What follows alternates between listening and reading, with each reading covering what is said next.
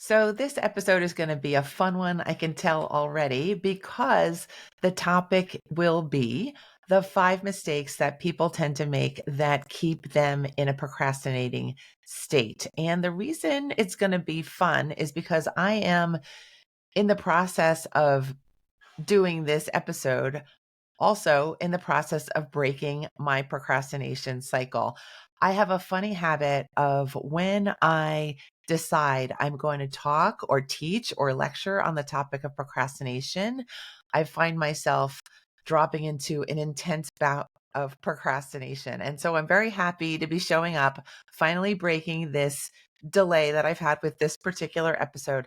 And I'm also assuming that this episode is going to be fun for you as well, because you're going to learn the mistakes that you might be making that you can now eliminate from your repertoire so that you stand a much better chance of being productive and happy and free. So let's get going.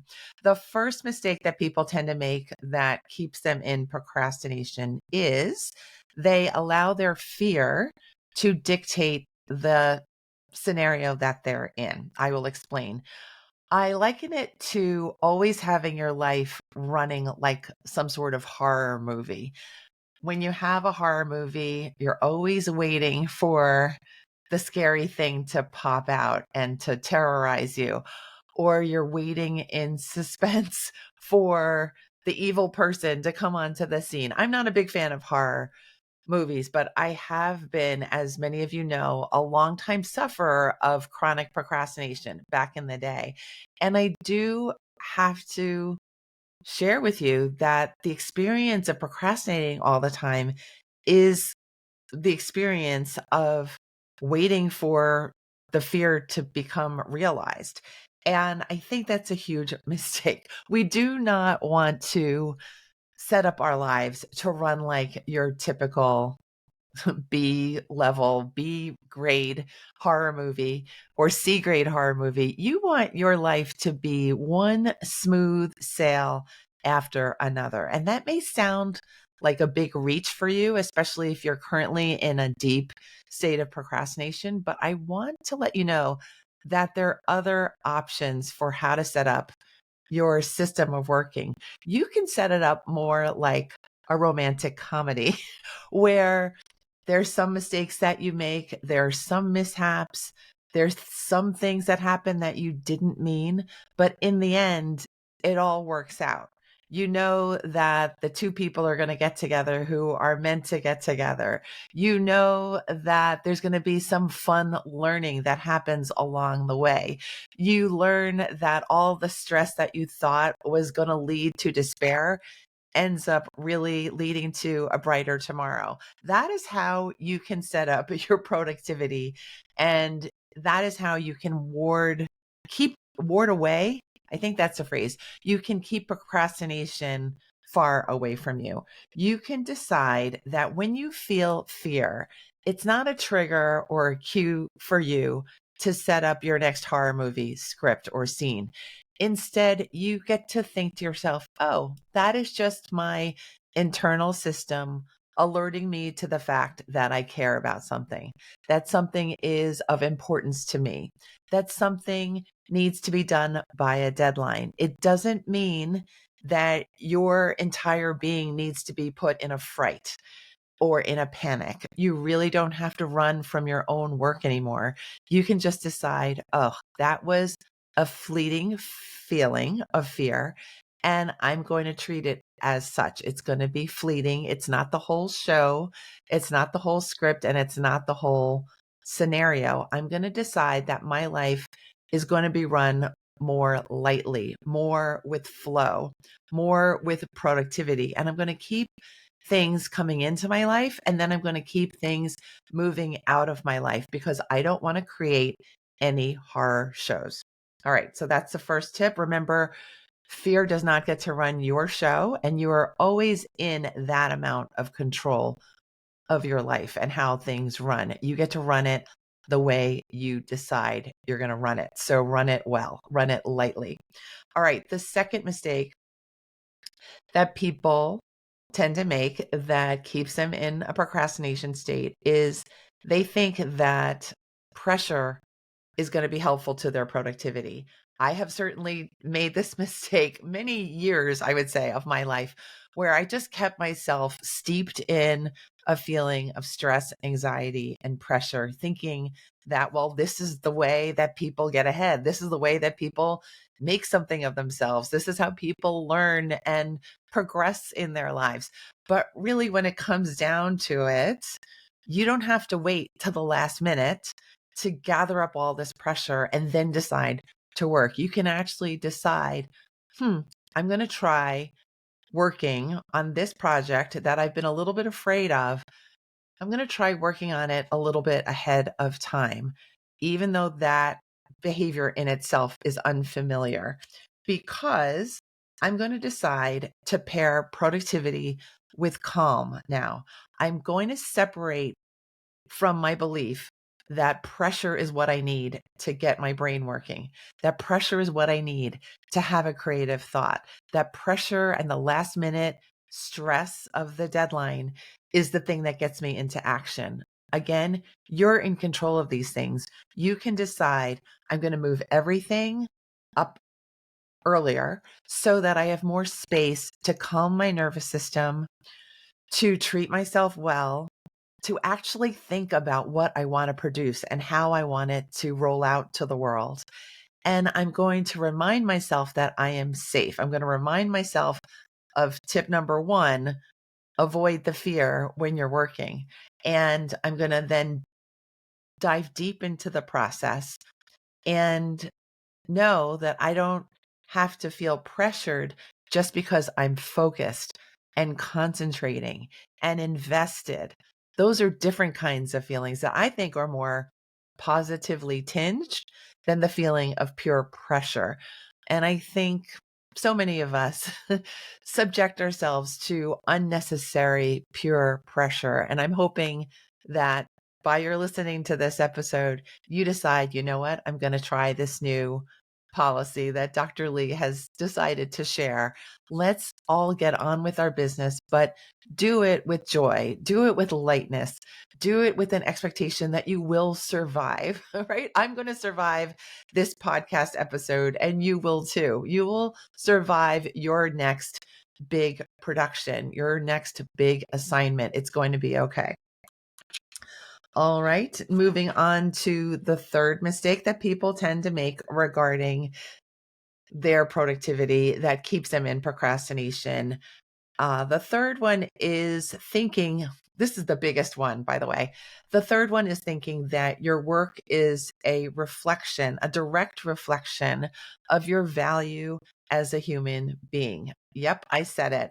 We tend to think, we make the mistake of thinking that the work that we do really reflects who we are.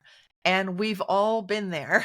We literally have, to a person, been there, because we're trained by our education system to care about the work that we put out, to understand what the grading system and things like scores and grades mean when it comes to how you're seen in the class, even how you've done with the material. It is a rating system, and we get attached to knowing the systems that guide our circumstances. And so we were all trained from an early age to think, this next assignment might mean a lot to how I see myself or to how people see me. Now, the problem with all of this is that it's just a bad way to be productive. It may work when you're in grade school to get you to be a little bit self-regulated, to get you to memorize the math equations, or the math formulas, I should say, I guess.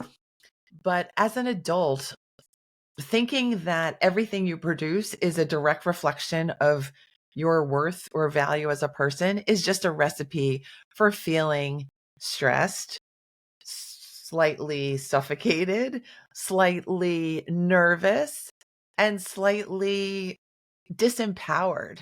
You start to lose your power of your uniqueness, your creativity, your voice, because you're worried about what this is all going to mean in the end. And you haven't even started the project. So from now on, I want you to really break up with this procrastination equation that says that your work equals your value as a human being. When you think about it, how could anything represent your value as a human being, your worth to the world, your worth as a human being? Nothing possibly could encompass or capture or represent that tremendous value.